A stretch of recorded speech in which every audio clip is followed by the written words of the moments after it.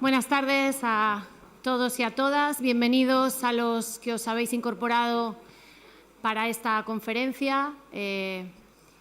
Estamos encantadísimos de que esta sala esté abarrotada y el primero que está encantado es el profesor Renzulli. Yo tengo una particularidad en mi vida y es que tengo dos padres.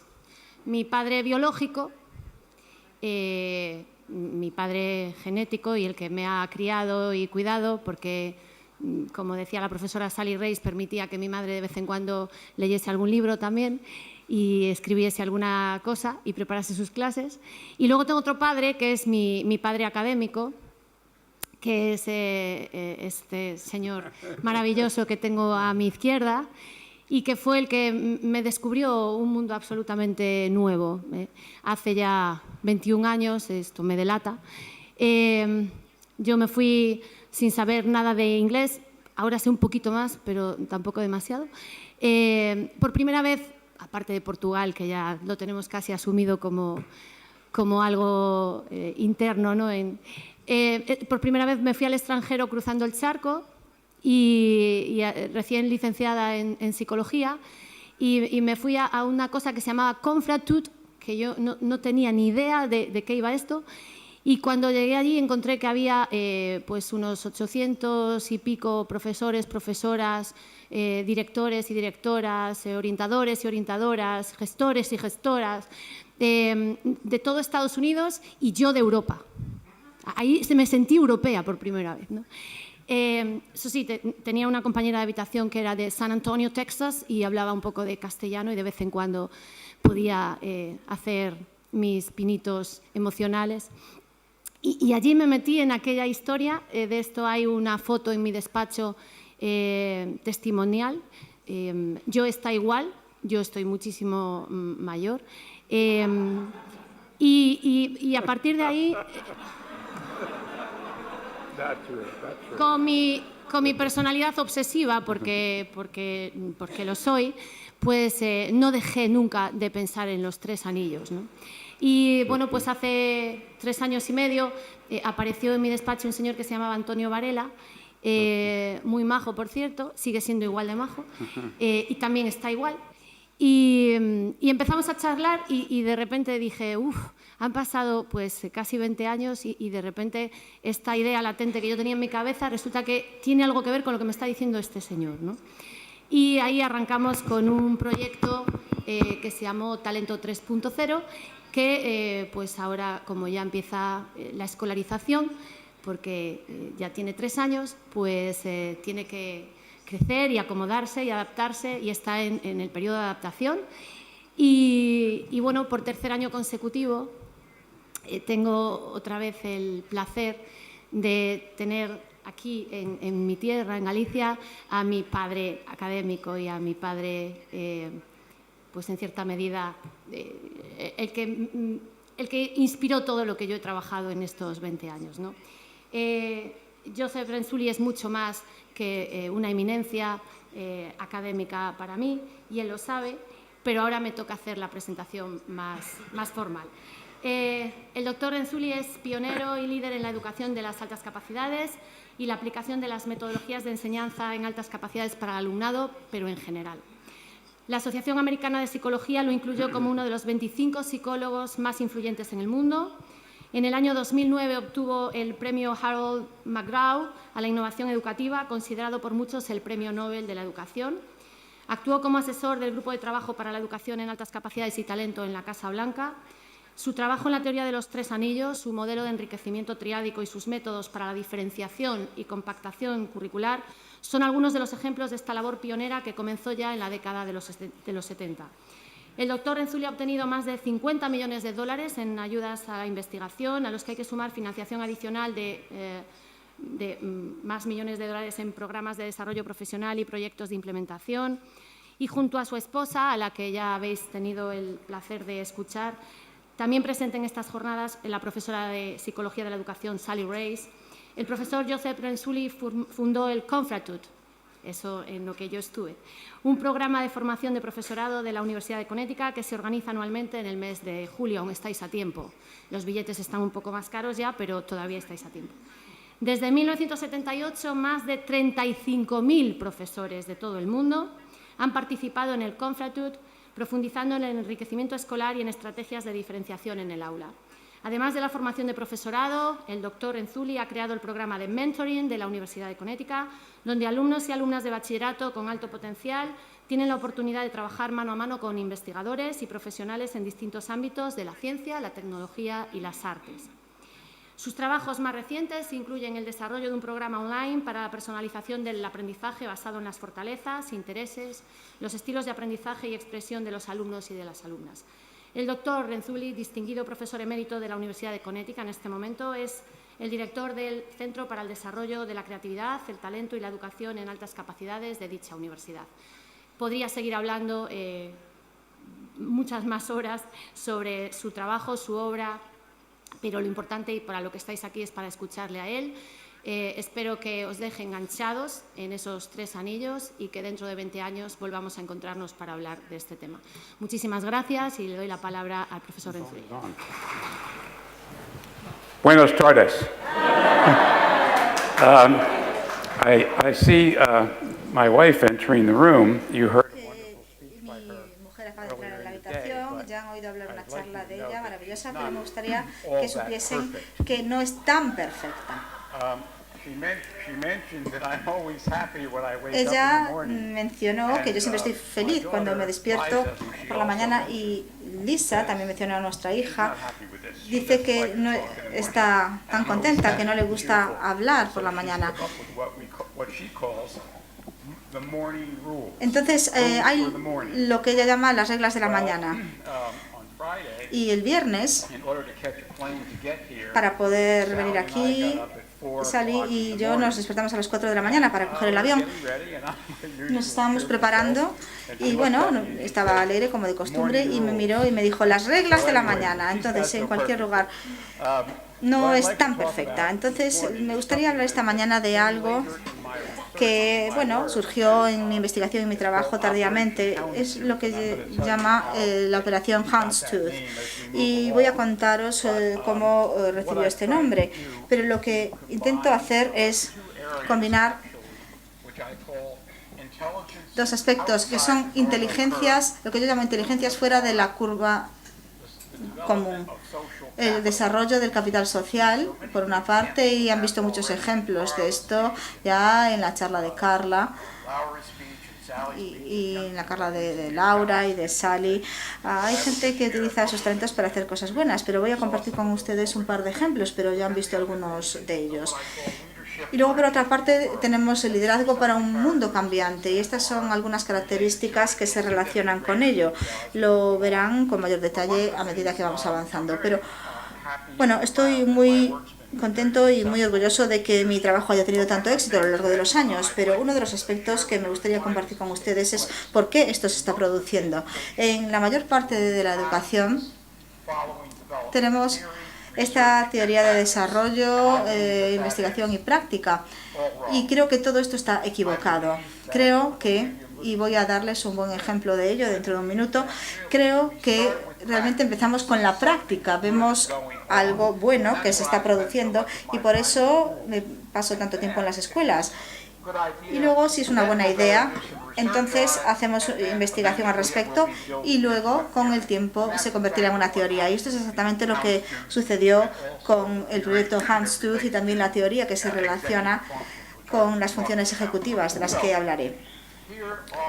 Entonces, aquí tenemos las 4 teorías por las que soy tan conocido, especialmente los 2 primeros, el concepto de 3 anillos de las altas capacidades y el modelo triádico de enriquecimiento. Entonces, lo que he hecho es crear este tablero que representa la personalidad y el entorno, pero estas 2 cosas realmente no están separadas, van juntas. Entonces, la noche antes de entregar el artículo, pues lo que hice fue hacer una plantilla y entonces lo que hice fue dibujar estos Houndstooth, estos dientes de sabueso, para reflejar esto que quería mostrar.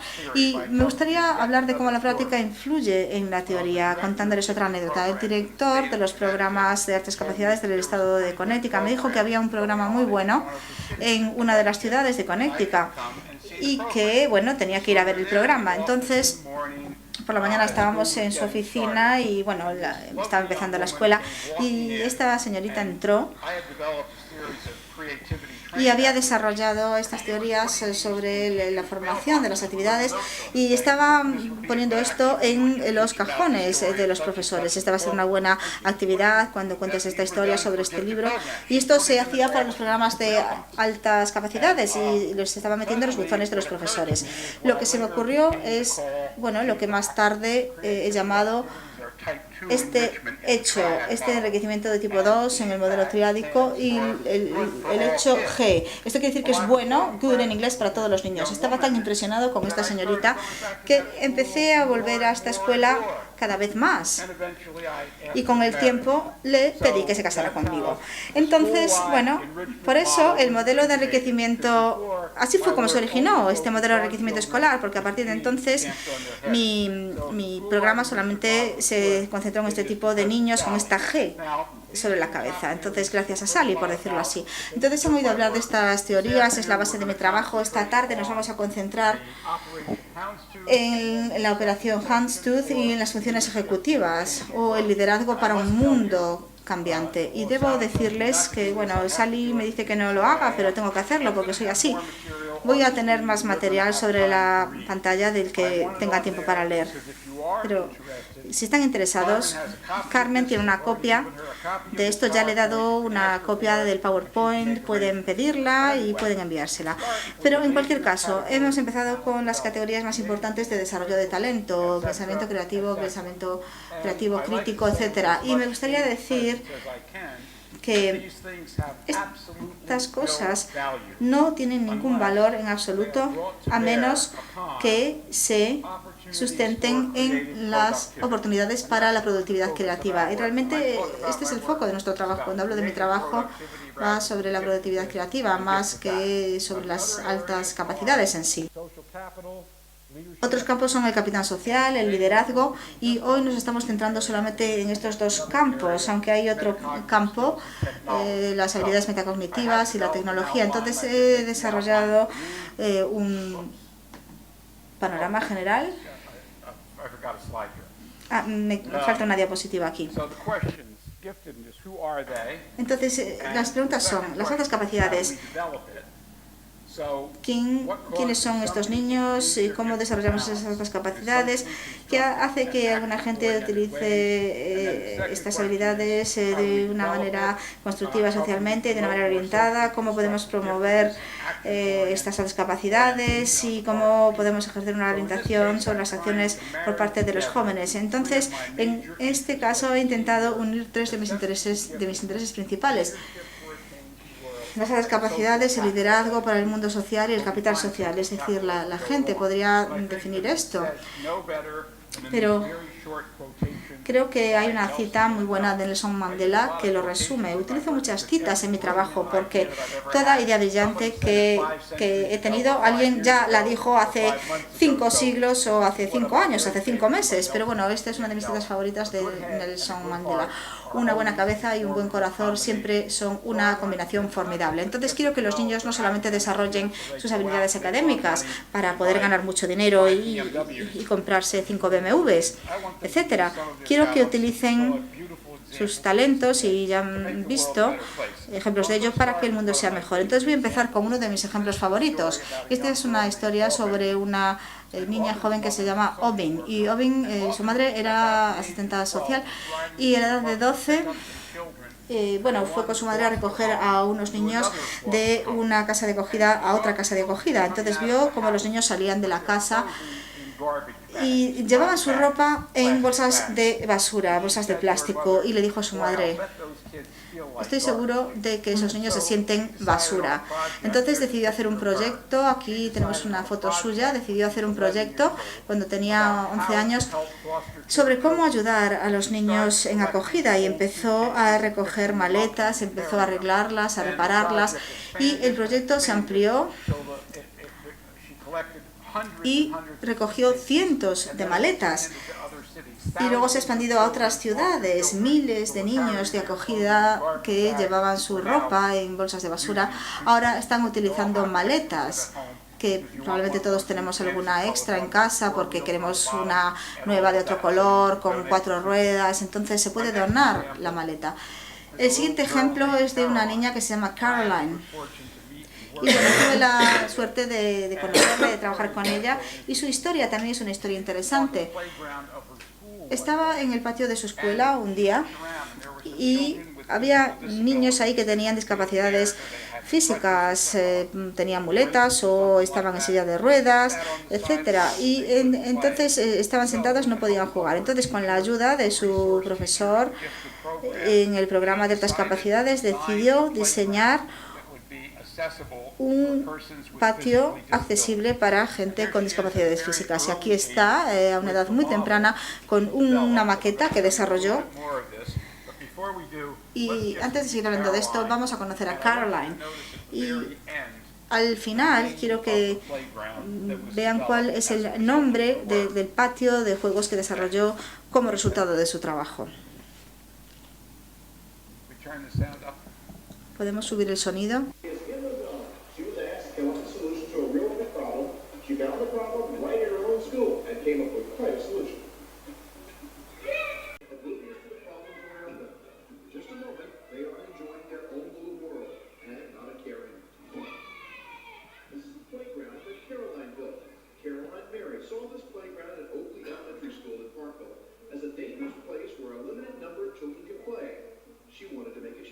I saw a need for a new playground because there were kids, at that time, there were 2 kids that were in wheelchairs, and all they could do was stand on a concrete surface of the playground because there was nowhere else for them to go, much less any ramps for them to get to the pieces of equipment that were accessible. Caroline's ideas grew out of a school project, the Baltimore County Enrichment Program.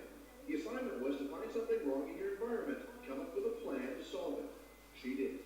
She had so many people involved in this project, in working for Indianapolis, working with engineers, working with program designers, and it was a labor of love. Caroline developed a plan, made a model, worked with architects and designers, and presented her findings to the county. They liked the idea, and she led the horses to raise the money to build her playground. It's sort of a good feeling. I know I did something to help the community, and every time I pass it, I feel good about myself because I know that I worked hard and my hard work paid off because now the community has something that everybody can use with no limitations, whether you're in a wheelchair or whether you're just a regular kid learning to have fun. She's always been a child that's very empathetic and looking out for others, but I think if anything, it's matured her. She's become a lot more comfortable in the public, but she's the same old kid. But from now on, thousands of kids will walk and play on the grounds that Caroline Mary built. So much work went into that. She had De trabajar tanto.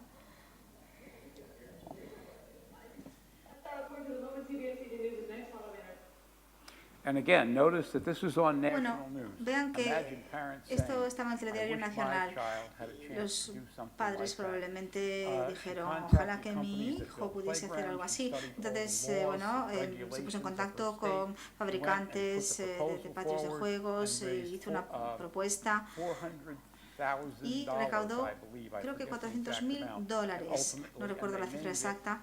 the Mary, her name Y is Caroline se llama Mary. Caroline They named it Mary. the Mary Little Playground. Y And my a next este patio de juegos le example is llamaron one I el chose Mary Little purposefully for today, Playground. only because you know Carla as a great presenter, Saben but que she Carla es una gran also lives presentadora, and lives pero this tengo que kind of decir thing que regularly. And this is a group of experimenta este tipo de students cosas at regularmente. Carla's Este es un school, grupo de the school alumnos that de la Carla escuela formerly de taught Carla, And, en la que ella I'm enseñaba gonna show you a formalmente, brief y voy video, a and then enseñarles Carla's un gonna tell you vídeo a y luego story Carla about os va a just contar one una historia student, de what un happened alumno, in his later lo life. His name que is Sam, sucedió más and she'll tarde tell en su you that vida. Se story llama after you Sam see y this very os short contará esta video. historia después de ver este breve vídeo. Oh, by the way, Por in the cierto, city of New en la York, ciudad de Nueva York they've reconsidered their lunchroom han trays. The city of New York han estado pensando en las bandejas de comida. 860,000 meals Se a day sirven to 800.000 children. And as a comidas result of al día some of the a los work that niños Carla's students did, en Nueva York. they're Entonces, actually changing what they do. el So trabajo de first, los let's alumnos de take a quick Carla look ha at cambiado de this, esta manera, and then esta Carla manera will talk de with actuar. you. Y entonces voy a enseñar este vídeo y luego Carla va a decirles unas palabras. my favorite song.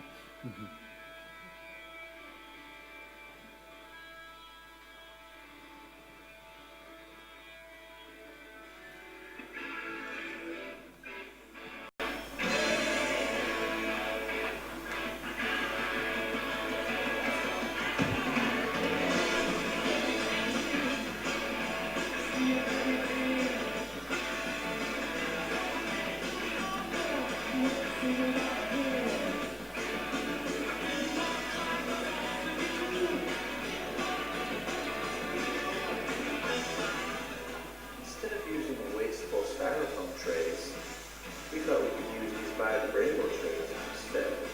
They're made out of unprocessed food pulp and bagasse sugarcane, both very renewable resources, and fully biodegrade in only 90 days. All we needed now was an idea in order to remain economically efficient. We brainstormed and crunched numbers until we finally thought of an idea. The cost to upgrade from styrofoam to biodegradable is only $16,700. Divided among the 180 school days and the 3,100 meals we serve every day, that is only 3 cents per meal. This cost can be offset many different ways. One of those ways is directly absorbing it into the student budget. That is less than $1 a month, which wastes only $9 over the course of the school year. Other options include applying for federal grants or having the costs associated with the trays absorbed the $113,000 that Windsor Food Service made in profit last school year. However, a slight increase in lunch price is most plausible since the lunch cost will be increasing due to the food prices regardless. With the cost problem solved, we moved on to the tough task of pleasing the student body. The students were well aware of the tray issue at Windsor High and had already formed strong opinions about the trays and their environmental impact. When asked about the new biodegradable trays, an overwhelming majority loved the idea. This will be better for the environment. And look at them, they're strong, they're durable, and biodegradable. I mean, how can you lose? These are biodegradable, which is Oh, that was nice. It's got a good feel to it. It feels pretty sturdy. Not only were they excited for the new trays, but they absolutely despised the styrofoam. And these ones, how do you think break during lunch? We have lots of periods. Está. A ver, os cuento un poquito por encima. Estos chicos se dieron cuenta de que se producía muchísima basura por culpa de las bandejas que utilizaban en los comedores de su escuela. Entonces decidieron buscar la manera de crear unas bandejas que fueran biodegradables. Hicieron los estudios, hicieron los números, investigaron para ver cómo podían hacerlo y así, resumiendo y rápido, pues lo consiguieron. Son alumnos de, como dijo antes Joe, son alumnos de Carla. To solidify these opinions, we held a tray day at our school and collected data on what the student body thought about these biodegradable trays. Each randomly selected student filled out a survey on whether or not they liked the biodegradable trays. The results were overwhelmingly positive. Over 85% of the students wanted to switch from styrofoam to biodegradable lunch trays. With this data to back us up, we went to the Windsor Food Service Director, Dana Plant. También hicieron entrevistas a sus compañeros para preguntarles qué opinaban sobre utilizar o no utilizar estas bandejas biodegradables. While not biodegradable, are many times better for the environment than harmful polystyrene, which I hope comes as no news flash. These boats will be used during the transition phase between styrofoam and our ultimate goal, biodegradable trays.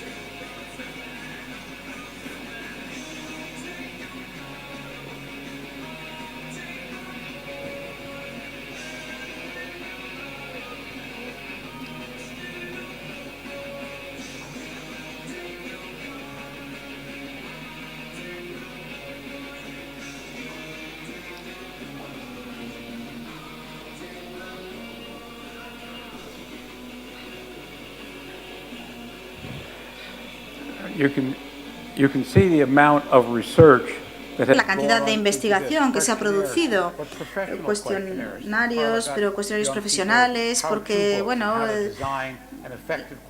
Carla trabajó con ellos sobre cómo diseñar un cuestionario efectivo. Había niños que no estaban tan interesados en las bandejas biodegradables, pero sí en hacer la película en sí, en el vídeo. Entonces estaban interesados en la música, etcétera. Entonces Carla va a hablar un poco de este tema. Tienes el micrófono. Muy bien, entonces este es Sam y en esta imagen tiene 14 años, aunque no lo parezca. Entonces, Sam es un gigante, ha crecido muy rápidamente y sus padres tenían un poco de dinero. Su madre, de hecho, era ejecutiva en Lego, entonces le compraban zapatos cada 3 meses y lo necesitaba porque crecía muy rápido. Entonces, a la edad de 14 años, cuando entró en mi programa, tenían que elegir un tipo 3, y entonces decidió que iba a hacer zapatillas para gente en países del tercer mundo que crecían muy rápido, pero quizás sus padres no tenían dinero suficiente para comprarles nuevas zapatillas. Entonces lo que tiene en la mano, de hecho, es una zapatilla extensible. Entonces la zapatilla se puede hacer cada vez más grande. Y tengo que admitir que realmente no me gustaban estas zapatillas en sí. Bueno, él estaba muy emocionado con ello. Entonces a veces los profesores se pierden estos momentos de brillantez. Pero lo que sucedió más tarde es que Sam volvió.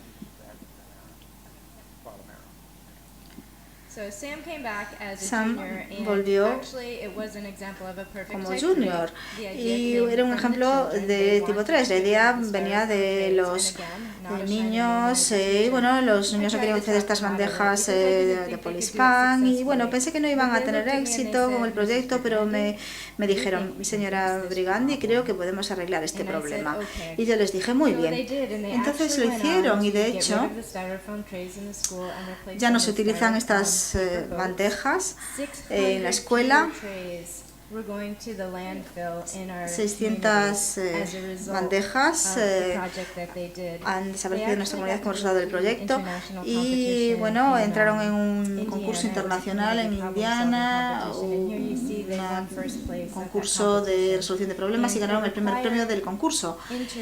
Y se necesitaban entrevistas y escribir un artículo y mostrar los resultados. Entonces realmente eran metodologías de tipo 2 y Sam era matemático, se le puede ver ahí y sigue teniendo la misma altura que cuando tenía 14 y bueno, sería un gigante si siguiese creciendo al mismo ritmo. Sam luego fue a la universidad. Este es Sam en la universidad. El primer año de la universidad habló con su profesor y le dijo,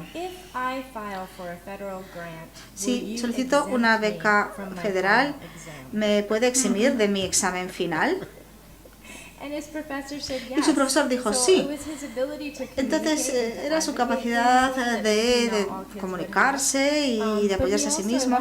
Quizás no todos los niños tienen esto, pero me gustaría que viesen la clase que estaba recibiendo en su universidad, ingeniería para los países más pobres del mundo.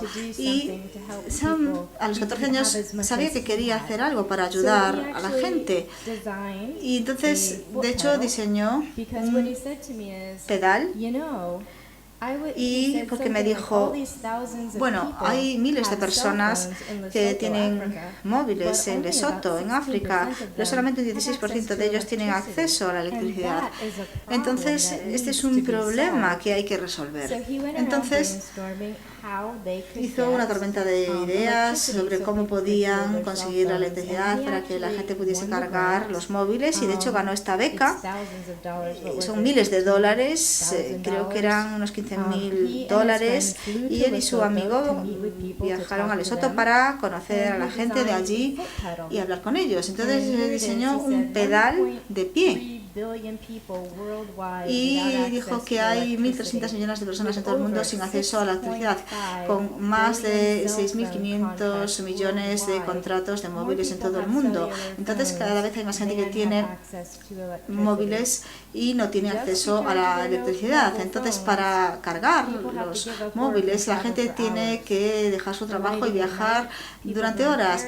Para tener luz por la noche la gente quema queroseno, lo cual cual daña el entorno y no es sano para los usuarios. La gente necesita la electricidad, pero la mayor parte no pueden permitírsela. Greenlight Technologies ha creado la primera solución de energía ultra asequible, el primer paso hacia un futuro más brillante. Entonces, el primer prototipo, porque bueno, recuerden cuando hablé de las metodologías de tipo 2, cómo construir prototipos, entonces era algo bueno, pero era muy pesada. Entonces, de hecho, utilizó entonces lo que hizo fue hacer una especie de molde y construyó este pedal de pie. Y actualmente el producto se va a vender por $20 en los Estados Unidos. Y tengo que decir que sí, esto sí que es ingeniería para los más pobres del mundo. Entonces creo que la gente sabe quiénes son ya desde pequeños, y si les ayudamos a sentirse cómodos, como hizo Sam, entonces pueden crecer. Y bueno, Sally ha mostrado muchos ejemplos también, y Nicole también, y Joe. Y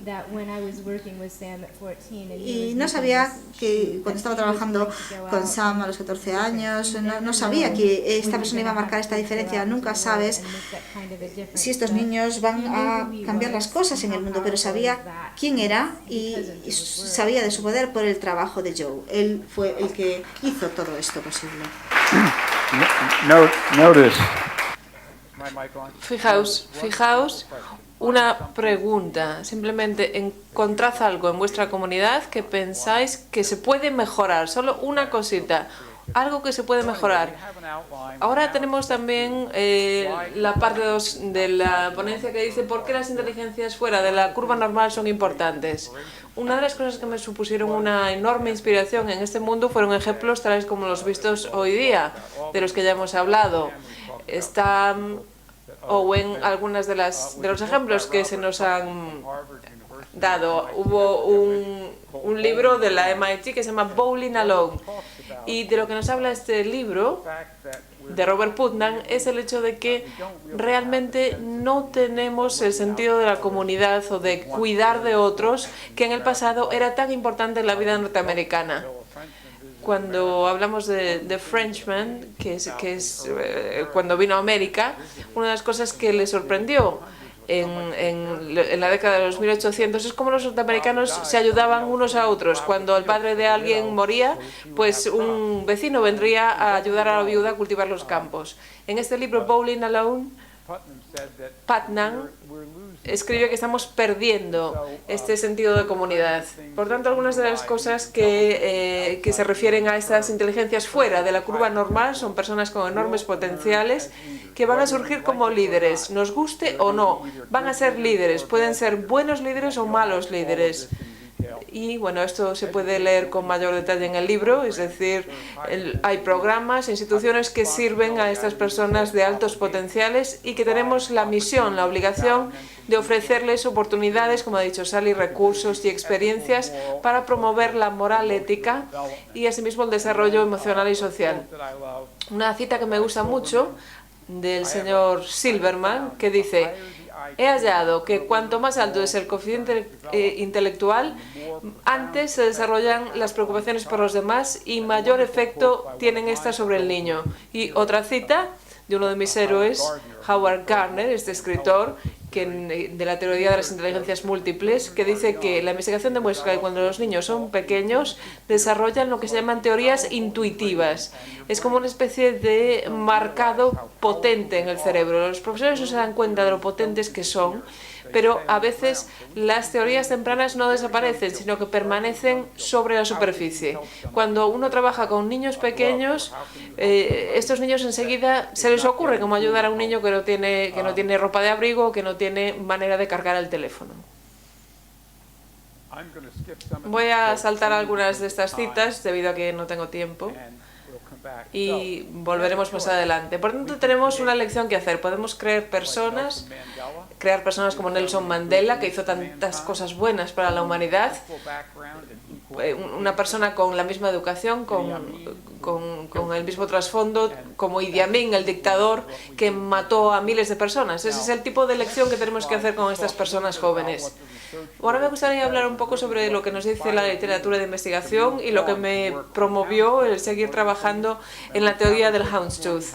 Uno de los ponentes previos nos ha explicado la importancia de las actividades extraescolares y aquí tenemos ejemplos de cómo los licenciados en 1972 y en 1997 van evolucionando. Podemos ver que hay un descenso en la implicación en las actividades extraescolares, excepto el deporte.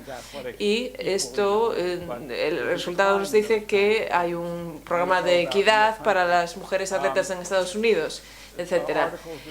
Hay una serie de artículos que van surgiendo una y otra vez que nos dicen que esta es la tendencia. Yo estuve en China un par de veces este año y una de las cosas que se les enseña a los chinos es enviar mensajes electrónicamente para los jóvenes que están haciendo exámenes. Es decir, los niños mandan mensajes por medios electrónicos a los teléfonos de sus compañeros chivándoles cuáles son los resultados de las preguntas. Incluso les ponen fórmulas para ayudarles a hacer los exámenes. Este artículo habla de esto. También tenemos artículos que nos explican cómo cambian las prioridades acerca del dinero. Y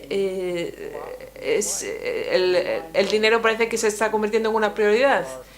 Tenemos una curva descendente, que son el número de personas que quieren desarrollar valores morales, y otra curva ascendente que dice que es el número de personas que piensan que el dinero es lo primero en Estados Unidos. Asimismo, aquí tenemos los principales 6 valores de la juventud global.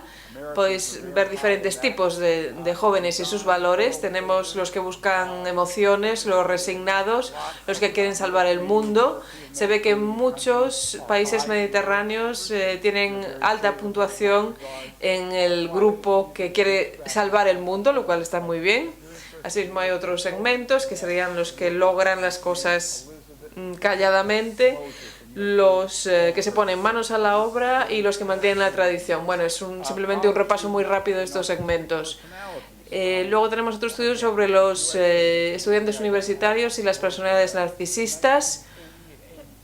Podemos ver en esta curva desde 1980 al año 2006 que hay un enorme aumento del narcisismo. Sally, de hecho, me acusa de este narcisismo de vez en cuando. Esta slide no es para leerla, simplemente es para demostrar de dónde proviene esta investigación. Estos son estudios y hallazgos de evidencias científicas sólidas. Se pueden resumir en una serie de tendencias desagradables que son prevalentes en los jóvenes, como el narcisismo, el egoísmo, la falta de interés en los demás, etcétera, la obsesión con tener éxito, con convertirse en célebres. Ahora los jóvenes saben más sobre las celebridades, sobre los famosos, de lo que saben sobre los científicos.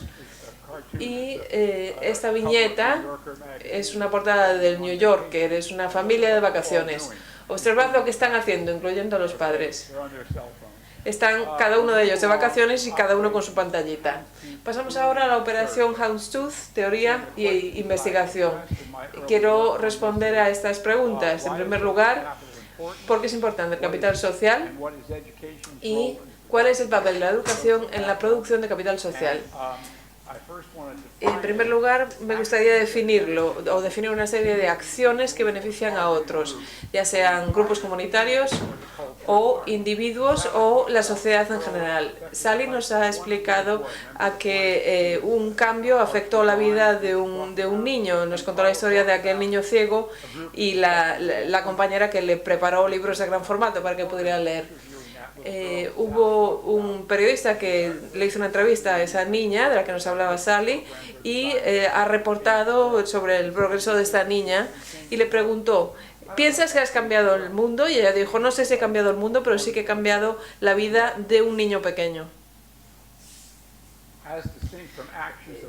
Asimismo, hay otras acciones que se realizan únicamente para promover el interés financiero del individuo Y creo que este es un mensaje que deberíamos darle a los políticos. Es decir, es necesario tomar acción en diferentes áreas como la justicia social, la equidad económica, la actividad política, la mejora cultural, la conservación ecológica, etc. En inglés ni siquiera tenemos una palabra al respecto. De hecho, las únicas palabras que puedo encontrar, y bueno, yo lo he escrito fonéticamente en alemán, Gottmannschaftskaufe, que sería falta de ego, y asimismo Rick ha encontrado filotomo, una palabra griega que dice dar algo de ti mismo sin esperar nada como contrapartida. Asimismo, cuando me empezó a suscitar interés esta área, cuando vi a personas como Cari, como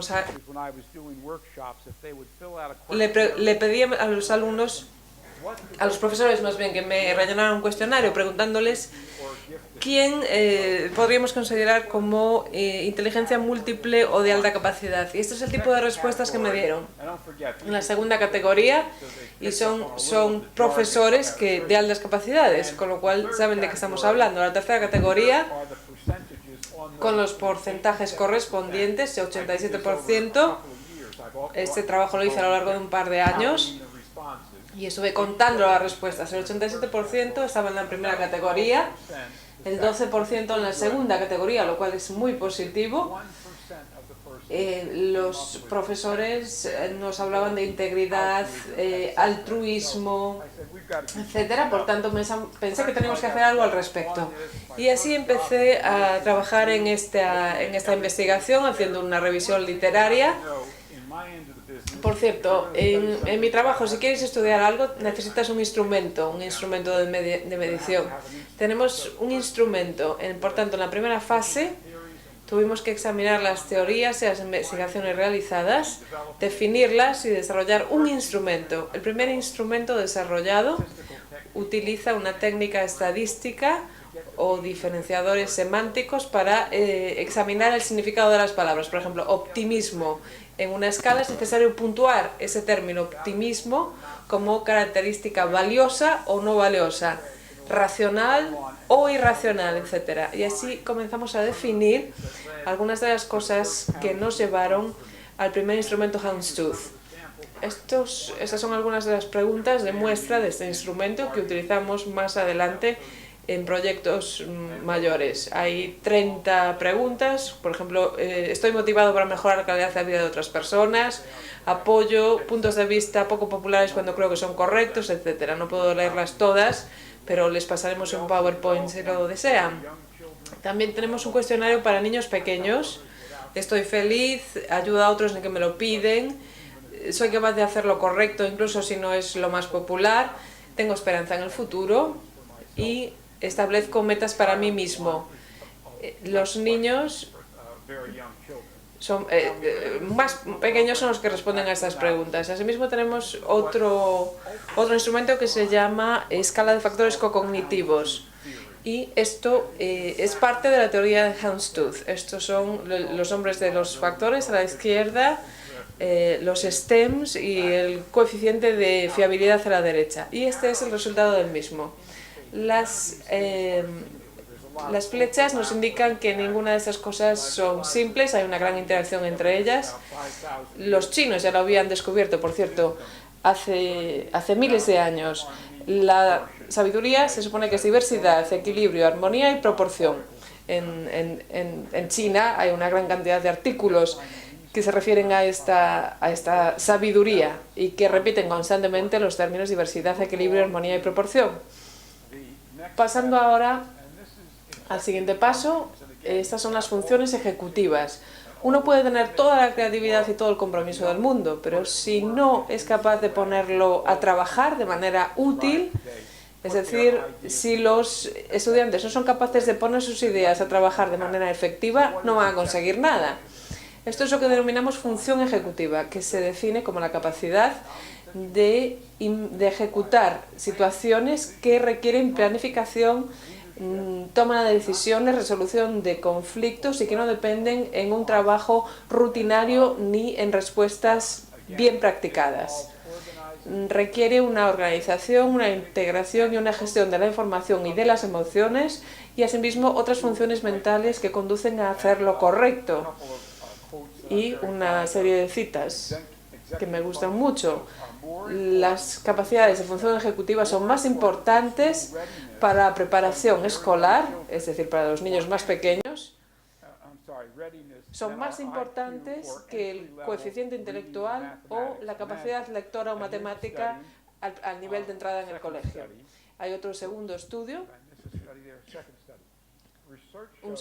que nos dice que la investigación demuestra que los niños de 5 años a día de hoy están por detrás en función ejecutiva comparándolos con los niños de 5 años de hace 2 generaciones. Ese es un estudio internacional. Me parece que hacemos demasiado para los niños. Es decir, le decimos, vale, te lo hago yo, no te preocupes, vete a jugar. Pues no, hay que decirle, intenta solucionar el problema tú. Y otra cita diferente que nos dice, lo que me parece importante para tener éxito es aprender a enfrentarse al fracaso, gestionar la adversidad. Esa es la capacidad que los padres pueden ayudar a desarrollar a sus hijos, y también pueden los coaches, los profesores y los tutores. Creo que Sari nos ha hablado a los padres helicóptero por la mañana. Los padres helicópteros son los que hacen todo por sus hijos en lugar de enseñarles. Hemos hecho, como decíamos, un análisis factorial al respecto, igual que en Houndstooth, y conseguimos una escala. Ya os he dicho que los investigadores necesitan escalas de medición. Por tanto, hicimos un análisis factorial y estas son las áreas que sobresalieron: orientación a la acción, interacciones sociales, liderazgo, autoevaluación realista y conciencia de las necesidades ajenas. Como resultado de esto, generamos un instrumento y tenemos también esta cita. Tener solo la visión no es una solución, todo depende de la ejecución, de Stephen Sondheim, que es un compositor norteamericano muy famoso y productor. La siguiente escala, que voy a pasar muy rápido, pero para vosotros que os interese la investigación sobre estos 5 factores, lo podéis leer a continuación. Tenemos orientación a la acción. ¿Qué te motiva para tener éxito? Y tenemos aquí el factor en número y la carga. No tomamos los factores que estaban por debajo de 3,5. Si estadísticamente estaban por debajo del 3,5, los descartamos por poco importantes. Por tanto, orientación a la acción, interacción social, capacidad de llevarse bien con otros, escuchar bien, estar interesado por otros. Una vez más, no voy a leer todos ellos.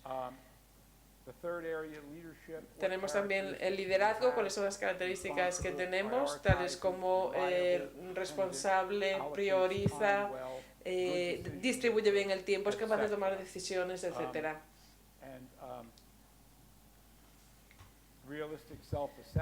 Autovaloración realista, muy importante, tiene un alto nivel de autoestima, tener un buen autoconcepto, puede hacer una autoevaluación realista, tiene confianza, es adaptable, es exhaustivo y, por último, la conciencia de las necesidades ajenas, es decir, colabora bien con nosotros, tiene sensibilidad ética y todo el resto de cosas que pueden ver en la transparencia. Conciencia de la importancia del esfuerzo, tener un fuerte carácter. Recordad lo que nos contó Sally sobre el esfuerzo por la mañana.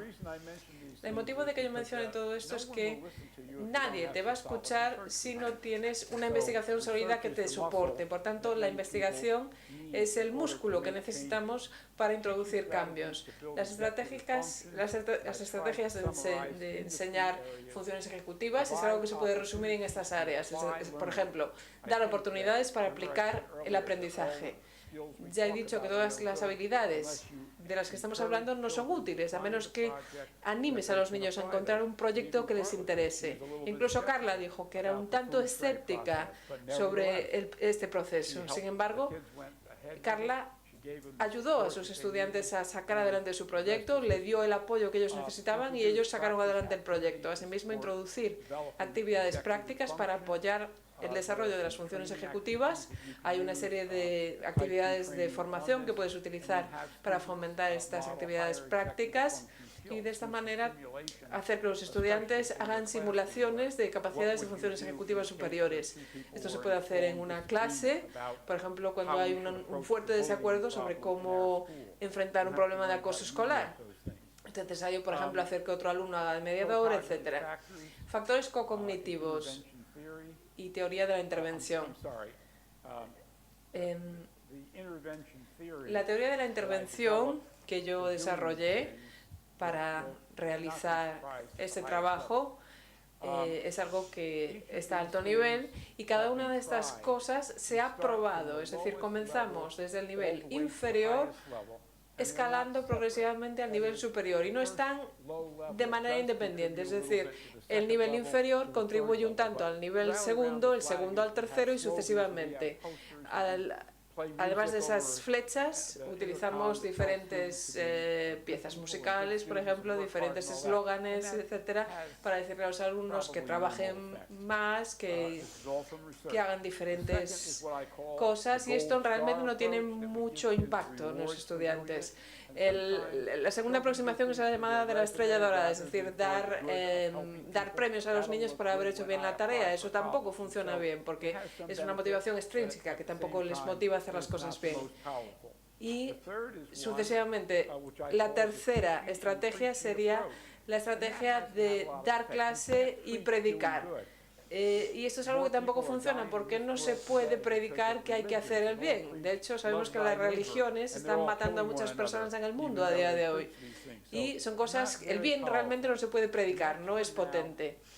El siguiente nivel es lo que llamamos la estrategia de experiencia vicaria, es decir, desarrollar una serie de simulaciones. Colocamos a los niños en situaciones en las que tienen que utilizar algunas de estas capacidades en la lista anterior. Cuando yo estoy dando clase a los estudiantes universitarios, realizamos una serie de simulaciones, de situaciones en las que ponemos a los estudiantes de magisterio en una situación en la que el director no le permite hacer una cosa y tienes que buscar una solución a ese conflicto. Esto es más efectivo.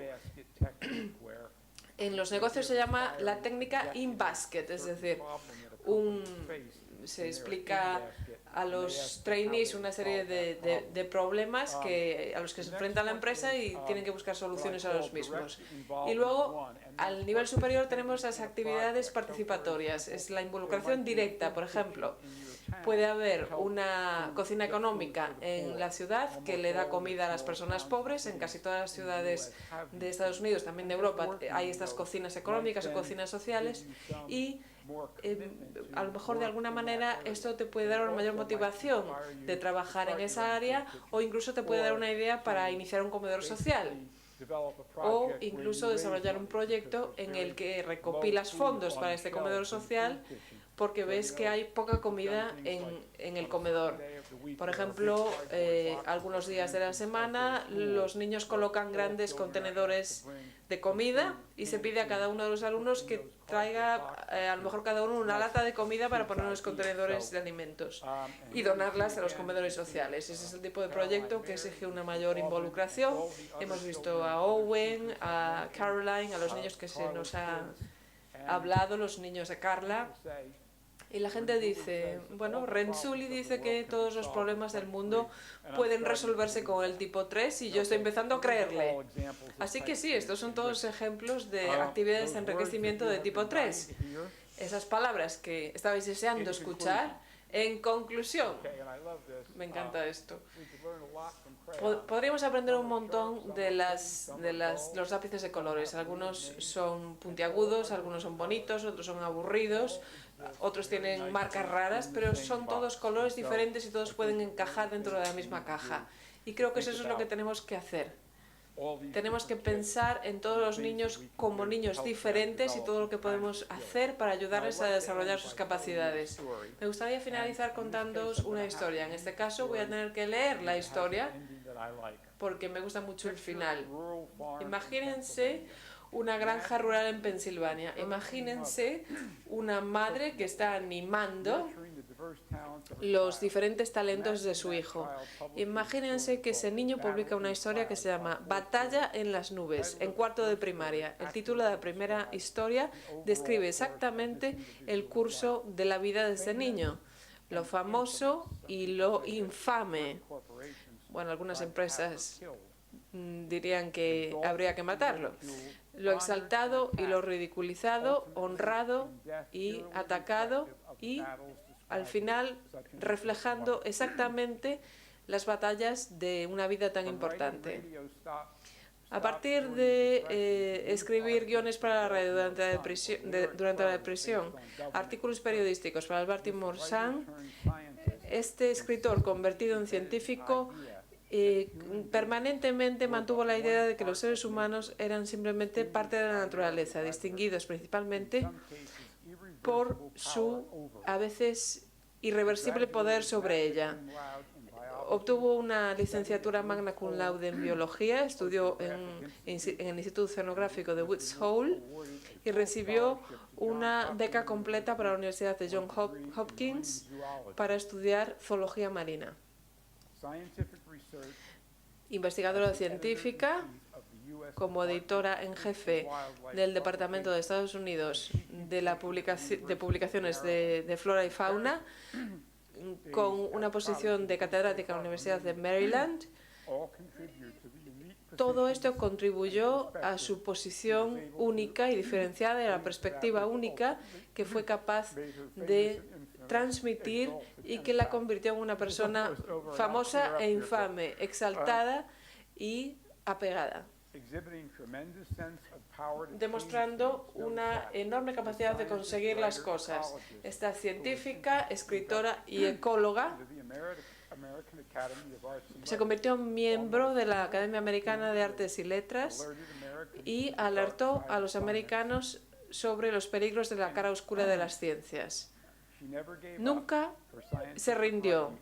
Sus escritos científicos hicieron que la nación respondiera, y asimismo fue la responsable de la creación de la Agencia de Protección Medioambiental y del Fondo de Defensa Medioambiental. El término ecosistema fue presentado en su último libro, publicado justo 2 años antes de su precoz muerte, que irónicamente reflejó las batallas que había estado luchando en nombre de los ciudadanos del país. Silent Spring, su libro se ha traducido a más de 12 idiomas extranjeros y en 1992 fue votado como el libro que ejerció una mayor influencia en los últimos 50 años. La vida de Rachel Carlson ejemplifica lo que una persona comprometida puede conseguir para el bien de millones de personas. Aquí podemos ver cómo esta niña, a lo largo de toda su vida, estuvo luchando una serie de batallas que ejercieron cambios significativos. Otra última cita de Gandhi. Gandhi dijo: las cosas que nos destruirán son la política sin principios, el placer sin conciencia, la riqueza sin trabajo, el conocimiento sin carácter, los negocios sin moralidad, las ciencias sin humanidad y la adoración sin sacrificio.